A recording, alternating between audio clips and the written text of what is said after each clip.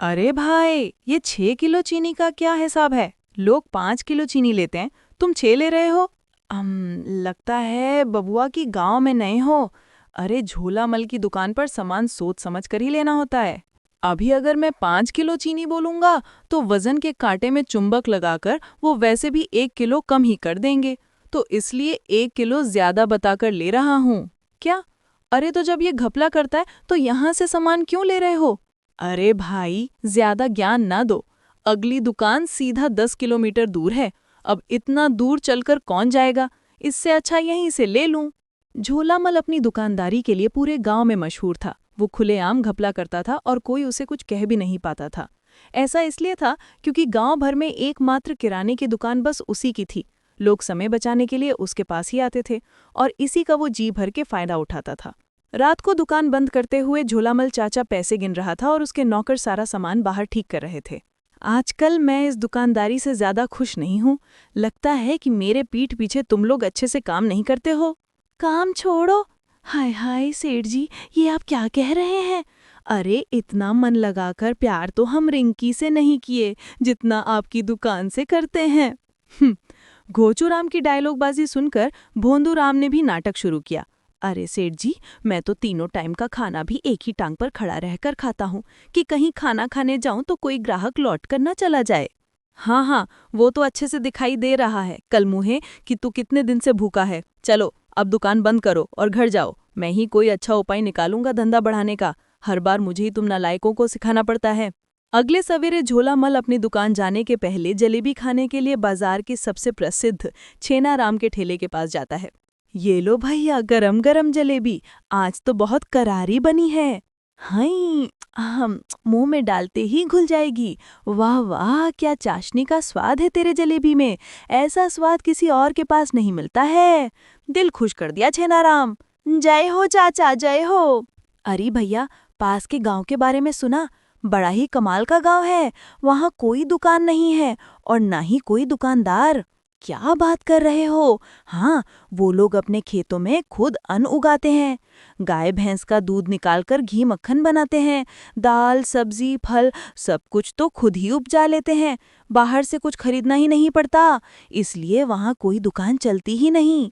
क्या बात है भैया, ये भी अच्छा है। ऐसे में तो बचत ही बचत होती होगी। क्या खाक कमल है। मैं तो ऐसी जगह कभी रहना पसंद ही न करूं। अरे आप क्यों करेंगे? आपका काम दुकानदारी का जो है, आपका तो वहाँ नुकसान ही नुकसान है। बातचीत करने के बाद जलेबी खाकर झोलामल फटाफट दुकान पहुंच जाता है। फिर झूलामल दुकान में रखी भगवान की फोटो पे धूप बत्ती दिखाने लगा। हे प्रभु, आपसे विनती है मेरी कि मेरी दुकान में जितने भी ग्राहक आए वो सारे अपने जेब भर भर के आएं और मेरी दुकान पर ही खाली करके जाएं। जय हो, जय हो। इतना कहकर झोलामल धूप बत्ती को बुझाकर वापस रख देता है। अरे अरे मालिक, ये चा आपने धूप बत्ती वापस क्यों रख दी मालिक? अरे भगवान ने उतनी धूप बत्ती में ही मेरी बात सुन ली होगी। अगर रोज एक अगरबत्ती जलाऊंगा तो कितना खर्चा बढ़ जाएगा, तुझे कुछ पता है? बड़ा आया मुझे बताने वाला, निकल इधर से। अपने काम पे ध्यान दे। ऐसे में एक अगरबत्ती को हफ्ते भर जलाता हूँ। वाह वाह मालिक, गजब। क्या बात, अकल हो तो आपके जैसी, वरना ना हो। अरे ओ चोर, ये बता कि ये घोचूराम कहाँ है? उसे सुषमा जी के घर सामान पहुंचाया भेजा था, अभी तक आया नहीं अकल से पैदल। तभी घोचूराम हाफते हाफते दुकान पे पहुंचता है। लई हूं ना मैं इस घोंचू को दौड़ाते दौड़ाते, अपने शेरू को जो इसके पीछे छोड़ा था। एकदम सही समय पे पहुंच गया और मैं खुद भी। अरे क्या हुआ सुषमा जी, आप इतना गुस्सा में क्यों हैं? इसने सामान ठीक से नहीं पहुंचाया क्या? झोलामल, अब बहुत हुआ, आज तो महाभारत होगी। महाभारत? और कैसा सामान लाया है ये सुपारी? अरे इसे खाकर तो मेरे दांत टूटने से बचे हैं। पूरा मुंह दुख रहा है, बोल भी नहीं पा रही ढंग से। गलती सुपारी की नहीं है बहन जी, सुषमा जी। अब ये तो साफ है आपके दांत कमजोर हो गए हैं। अब आप रुकिए, फिक्र मत करिए। अरे भूंदूराम, मेरा मुंह क्या देख रहा है? जरा वो नया वाला टूथपेस्ट निकाल तो। भूंदूराम दुकान से एक नया टूथपेस्ट निकाल कर दे देता है। आहा, ये लीजिए, इसे रोज इस्तेमाल करिए, फिर आपके दांत लोहे जैसे मजबूत हो जाएंगे। मेरा ग्राहक भगवान समान है। वाह, क्या बात है। तो अब मेरे दांतों की ही गलती थी। अच्छा मजाक है। सुषमा बड़बड़ाती हुई वहां से चली जाती है। वाह वाह मालिक, क्या तेज दिमाग है आपका। चाचा चौधरी से भी तेज दिमाग है। अरे मेरे दिमाग को छोड़, तू बता, तू इतनी देर कहाँ मर गया था? अरे मालिक, आज तो मैंने आपका कहा माना और लंबा रास्ता लिया, तब जाके सुषमा जी के घर सामान देने गया। क्या? अरे मैंने कब सिखाया तुझे ये सब? अरे मालिक, आपने ही तो कहा था ना कि दूर सोचने से बहुत तजुर्बा होता है और अच्छे से काम कर पाऊंगा। इसलिए मैं दूर चला गया और बहुत दूर और खूब घूमा, और तो और एक बारात भी मिल गई, उसमें नागिन डांस भी किया, बड़ा मजा आया। अबे तू चुल्लू भर पानी में डूबकर मर क्यों नहीं जाता? झोलामल दुकानदार ये सुनकर अपना सर पकड़ लेता है। फिर दिन भर के कामकाज नियम से निपटाने के बाद तीनों अपने अपने घर जाकर सो जाते हैं। अगली सुबह गांव भर में हल्ला मच जाता है कि पड़ोस के गांव में बाढ़ आ गई है। अरे चाचा चाचा, एक ब्रश तो देना और थोड़ा मजबूत देना, पिछली बार वाला 2 हफ्तों में ही टूट गया। हाँ हाँ भैया, अभी लो। अरे भाई, तुमने सुना क्या बगल के गांव में कैसे बाढ़ आ गई है? अरे वही लोग जो सारा खाना पीना खुद से आत्मनिर्भर वाले, वहां से सटकर जो बांध था वो अचानक से टूट गया और गांव में त्राही मची हुई है। अरे राम राम, बेचारे कितना परेशान होंगे वहां के लोग।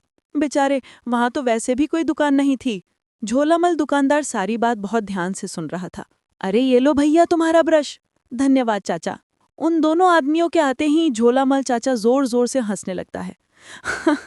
जय हो प्रभु, तेरी माया जय हो। इनको क्या हो गया रे घुचू?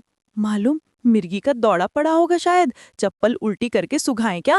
हट नलायक कहीं के। अरे मुझे कोई दौड़ा नहीं पड़ा है, मैं एकदम ठीक हूँ। ओह, तो फिर आप ऐसे रावण की तरह क्यों हंस रहे थे मालिक? मैं तो ये सोच के हंस रहा था कि उस गांव में कितनी तबाही मच गई है। बड़े आए थे अपना खाना पीना खुद मेहनत करके बनाने वाले। अरे 2-4 पैसे कमाने का मौका तो दुकानदारों को भी मिलना चाहिए ना। हाँ, और अब वहाँ सामान की सख्त जरूरत होगी, तो ये पैसा कमाने का सुनहरा मौका है। पैसा ही पैसा होगा। वहाँ वहाँ मालिक, आप तो बहुत समझदार हैं मालिक। ये ख्याल तो हमारे दिमाग में आया ही नहीं। अरे दिमाग होगा तो आएगा ना, अकल के दुश्मन। खैर चलो जल्दी जल्दी तैयारी करो, हमें उस गांव में अपनी दुकान लगानी है। और ध्यान रहे, हर एक चीज का दाम 4 गुना ज्यादा चाहिए। अगले ही दिन झोलामल चाचा की दुकान के नाम से बोर्ड लगाकर दुकान चालू हो गई।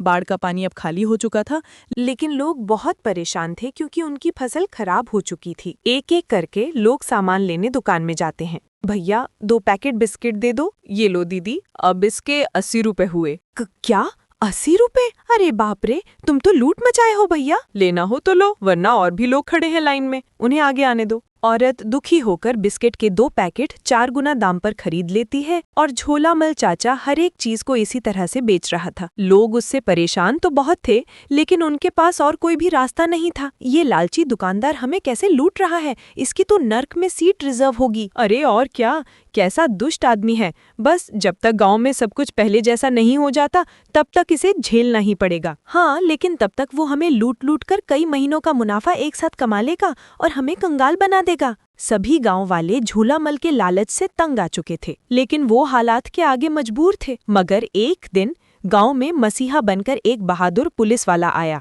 गांव वालों, मुझे शहर से बाढ़ के बाद गांव का जायजा लेने के लिए भेजा गया है। आप लोगों तक कई सरकारी सुविधाएं भी भेजी गई हैं, जिसमें आपको जरूरत का सामान भी दिया जाएगा। साथ ही साथ जिसके जिसके घर टूट गए हैं, उन्हें सरकारी शेल्टर में जगह भी मिलेगी। अरे साहब, आप तो भगवान की तरह आए हैं, हम सब बहुत परेशान थे। नहीं नहीं, ये तो मेरी ड्यूटी है, मैं बस अपना ड्यूटी निभा रहा हूँ। साहब, आपके आने से हमें बहुत राहत मिली है, वरना गांव में कुछ लोग ऐसे भी हैं जो इस बुरे वक्त में हमारा फायदा उठा रहे थे। क्या? मगर ऐसा कौन है? अरे वो लालची झोलामल, उसने मौका पाकर अपनी दुकान यहाँ लगा ली और 4-4 गुना ज्यादा दाम पर हमें सामान बेचने लगा। सरकारी मदद तो अब आई है, लेकिन पहले तो हमें उसी से सामान लेना पड़ा ना। ओह, तो ऐसी बात है। चलो जरा मुझे भी तो दिखाओ, कौन है ये लालची दुकानदार? पुलिस वाला गांव के कुछ लोगों के साथ झोलामल चाचा की दुकान पर जा पहुंचता है। गांव वाले कुछ ही दूरी पर जाकर छुप जाते हैं। हाँ भाई, कौन है यहाँ का मालिक? जरा एक नमकीन का पैकेट तो देना। हाँ भाई, ये लो तुम्हारा नमकीन का पैकेट। अब लाओ, इसके 80 रुपए हुए। अच्छा, लेकिन पैकेट पर तो बस 10 रुपए ही लिखे हैं। हाँ तो लिखा चाहे जो हो, दाम एक ही है, 40 रुपए। लेना हो तो लो, वरना तुरंत पत्नी गली पकड़ो, पता नहीं कहाँ कहाँ से आ जाते हैं। अरे मूर्ख, चुप कर। क्या हुआ मालिक, अब क्या हुआ? इस बार तो मैंने कोई गलती नहीं की ना। अरे आप ही ने तो कहा था सबसे यही बात बोलनी है। मैंने तो ये लाइन कागज में लिखकर याद की है, अब आप चुप रहने को कह रहे हैं? अरे हट किनारे, ये तो देख ले कि सामने कौन है। जी जी, मैं हूँ झोलामल, दुकान का मालिक मैं ही हूँ। बढ़िया बढ़िया। बहुत बढ़िया दुकान है तुम्हारी, लेकिन जो बात बढ़िया नहीं है वो ये है कि तुम्हारे ऊपर आरोप है कि बाढ़ में तुमने पीड़ितों से 4 गुना दाम वसूला है। ऐसे बुरे समय में गरीबों से पैसा कमाने में तुम्हें शर्म नहीं आई क्या? अरे नहीं साहब, मैं ऐसा बुरा आदमी नहीं हूँ। ये तो हाँ, ये सब मेरे नौकरों की करतूत है। मैंने तो हमेशा ईमानदारी से ही काम किया है। जरूर मेरे पेट पीछे इन्होंने ही कुछ घपला किया है जो कि मेरी जानकारी में भी नहीं है। हाँ, झोलामल चाचा का रंग बदलते देख घोंचू राम और भूंदू राम हैरान हो गए। अरे सेठ जी, ये आप क्या बोल रहे हैं? मैं तो हर दाम वही लगाता हूँ जो आप कहते हैं। ओहो, तो दाम तुम ही लगाते हो? मतलब कि दाम 4 गुना करने के पीछे तुम्हारा हाथ है? चलो थाने, तुम्हें तो मैं 4 गुना ज्यादा डंडे मारूंगा। अरे नहीं दरोगा साहब, मैं तो बस तौलने का काम करता हूँ, दाम वाम मैं नहीं लगाता हूँ भैया। हाँ, सही कह रहा है, दाम तो सेठ जी बताते हैं, हम तो बस तराजू में चुंबक लगाते हैं और कुछ भी नहीं, माँ कसम। हाँ, अरे मूर्ख, चुंबक की बात क्यों बता दी? सत्यानाश हो इन कलमुमों का। अब क्या फायदा झोलामल, ये तो कर्मों का फल है। तुमने गांव वालों को बेवकूफ बनाया और भगवान ने तुम्हें इन 2 बेवकूफों को भेजकर, जिन्होंने बिना कुछ पूछे ही तुम्हारी सारी की सारी पोल पट्टी खोल दी। हाँ, पकड़ा गया। अरे सही हुआ, पकड़ा गया। चलो बढ़िया है, पकड़ा तो गया। अरे नहीं मालिक, मुझे माफ कर दो, अब बस एक और मौका दे दो। अब दुकानदारी ही छोड़ दूंगा, खेतों में जाकर हल चलाऊंगा और उसी से अपना गुजारा करूंगा। मेरे छोटे छोटे बच्चे हैं। क्या आप कुछ भी बोलते हो सेठ जी? आपकी तो अभी तक शादी भी नहीं हुई। हाँ, अरे चुप हो जा नालायक, अब क्या सीधा जेल पहुंचाकर ही सांस लेगा? बस अब तो साफ है, तुम कभी सच बोल ही नहीं सकते हो। झोलामल चाचा, तुम बहुत स्वार्थी और लालची दुकानदार हो और तुम्हारी सही जगह जेल में ही है। अब चलो, बहुत हुई दुकानदारी। नहीं साहब, अब ये दोनों नौकर नालायक हैं, अब इन्होंने ही सब किया है, अब इन्हें ज्यादा लालच था। मैं तो गरीब आदमी हूँ। हैं गरीब? अरे मालिक, कल ही तो आपने कहा था कि इतना पैसा गिन गिन कर थक गया हूँ कि उंगलियों में छाले पड़ गए हैं। अब लगता है एटीएम की तरह पैसे गिनने वाली मशीन मंगानी पड़ेगी।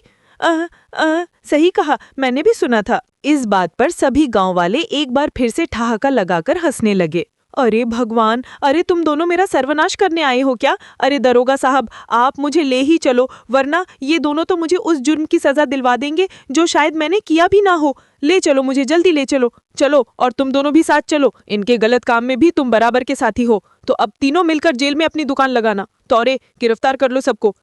चल बैठ जीप में। क्या? हे भगवान, इसका मतलब ये दोनों मूर्ख जेल तक भी मेरा पीछा नहीं छोड़ने वाले। पुलिस वाले तीनों को गाड़ी में भरकर ले जाते हैं।